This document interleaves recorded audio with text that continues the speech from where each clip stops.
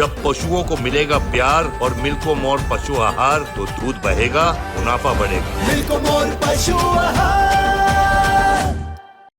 कि साहब मेरी बेटी D5 से गायब हो गई है, ये एप्लीकेशन लेके। एक उनके साथ कोई लोकल पत्रकार भी थे, तो उस राठौर साहब ने मुझे बुलवाया था और कहा था कि भाई देखो इनकी बात सुनो और इनकी मदद करनी है। मैं तब स्पेशल इन्वेस्टिगेशन सेल में था, SIS कहते हैं सेक्शन में था, तो उसमें और भी थे मेरे साथी। उसमें हमने पूछताछ करी तो नंदलाल ने बताया था कि साहब डेट मुझे याद नहीं, फलां तारीख को ये पायल D5 के निवासी मोहिंदर सिंह पंडे ने बुलाई थी और आज तक मेरी लड़की मिल नहीं रही है। ये कई महीने हो गए थे इस बात को। ठीक है। और मैं कई थानों में गया हूँ लिखाने, मेरी रिपोर्ट भी नहीं लिखी जा रही। तो पर मनेंद्र सिंह पंडेर का लड़की का हमने मोबाइल लिया, बातचीत की। मनेंद्र सिंह पंडेर तब फरीदाबाद में थे जब हमने उनको बुलवाया पहली बार। मनेंद्र सिंह पंडेर का कहना था कि मैं जिस दिन ये बता रहे हैं कि बड़ी पायल जो लड़की थी हमारे D5 में आई, उस दिन तो मैं चंडीगढ़ था ही नहीं यहाँ।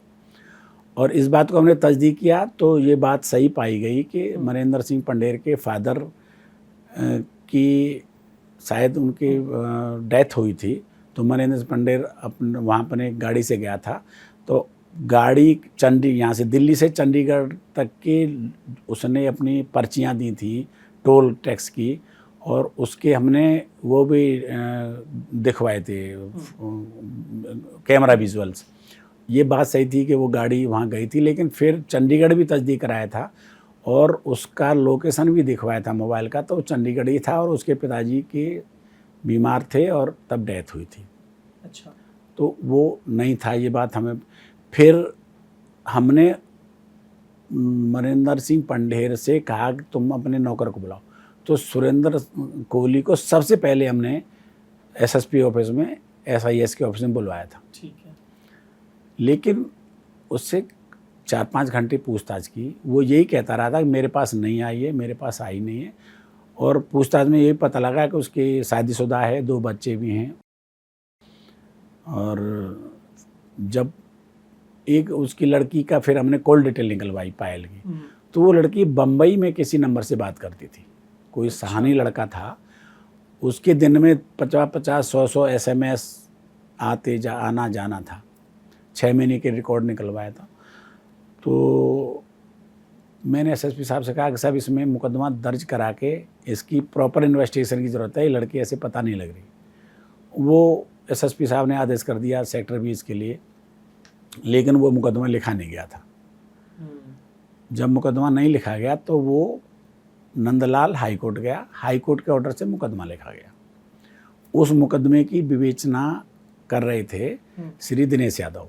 अच्छा। वो CO थे, डिप्टी SP थे, सेक्टर 20 उनके अंडर में आता था थाना। उसकी विवेचना हो रही थी, हम लोग ऐसे में कोई मतलब नहीं। इसी दौरान एक बच्चे का अपहरण हो गया सेक्टर 15 से।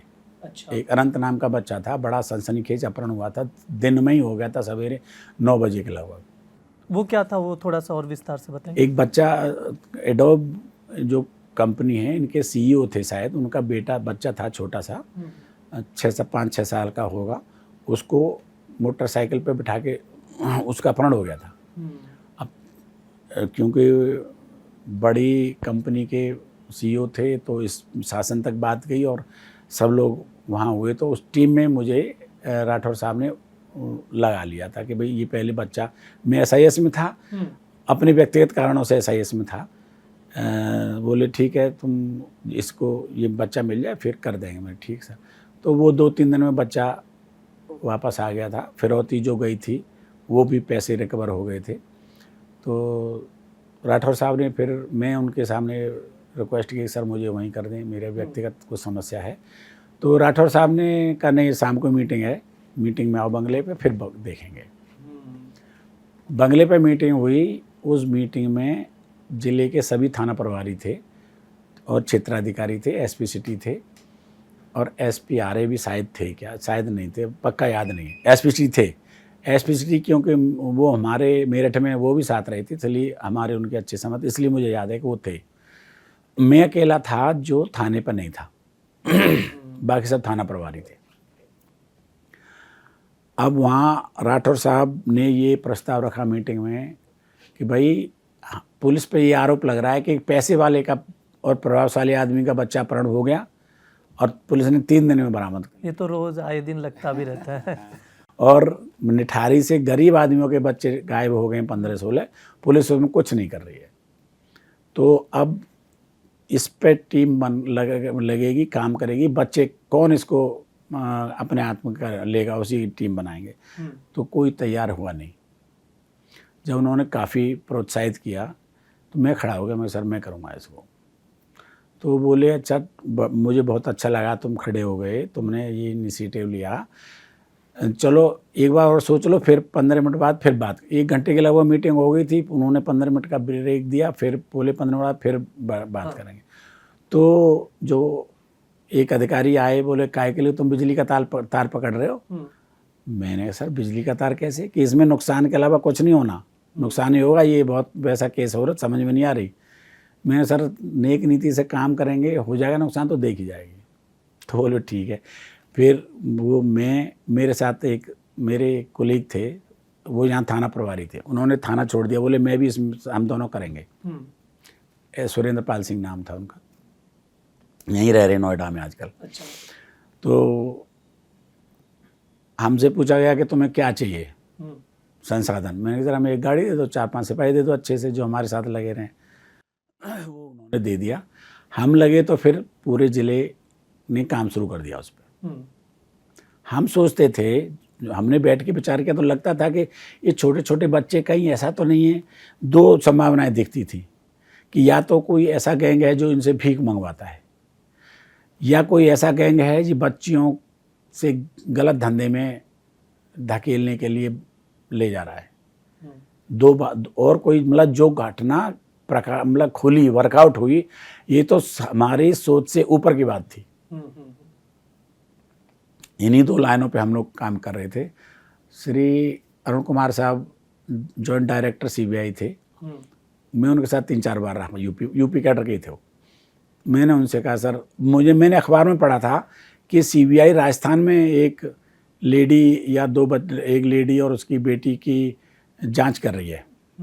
वो भी शायद लड़कियां गायब थीं 2।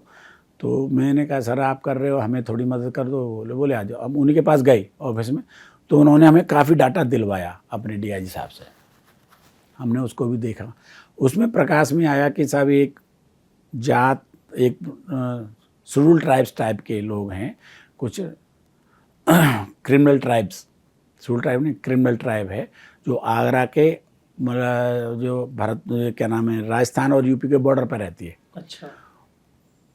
उनके बारे में ये था कि वो लड़कियों को चुरा लेते हैं, बड़ा करते हैं और फिर उनको प्रोस्टिट्यूशन कराते हैं। तो इंजेक्शन दे के नहीं, हाँ। ये नहीं पता था कैसे, लड़कियों को चुरा लेते हैं, ये पता लगा था कि, और फिर उनको बड़ा पाल पोस के बड़ा करते हैं। अच्छा। फिर प्रोस्टिट्यूशन रखे। समझ गया। तो हमने उस पर भी काम शुरू किया। इसी दौरान जो सर्विलांस में काम कर रहे थे उनको उस लड़की, वो जो लड़की गायब थी पायल, उसका मोबाइल नंबर था, उसका मोबाइल की लोकेशन मिल गई। वो मोबाइल में एक जो नंबर चला था वो पंडेर के नौकर का था, सुरेंद्र कोहली का।